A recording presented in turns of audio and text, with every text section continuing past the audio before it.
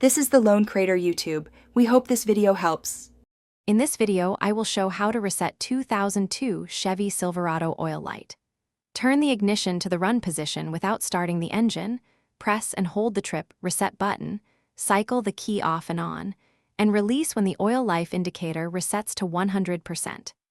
If your truck uses a different cluster, follow owner manual steps or repeat once to ensure the message clears. Start with the truck on a level surface and parking brake applied for safety, then sit in the driver's seat and find the trip reset knob. Turn the key to the run position, but do not start the engine. Press and hold the reset knob until the oil life or service light begins to flash or change. Then release when it reads 100% to complete the reset. If you're finding this guide useful, please subscribe and hit like to help the channel grow.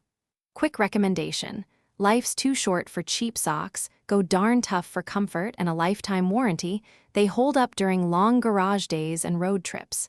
Check the description for the link and other deals so you can grab a pair. Thanks for the support. Now let's get back to the video. If the oil light still refuses to reset, don't panic.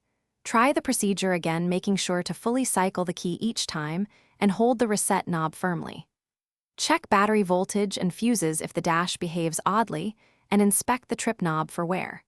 When repeated attempts fail, the issue may be electronic, and you should consult a mechanic to diagnose the instrument cluster or maintenance module to avoid ignored maintenance warnings.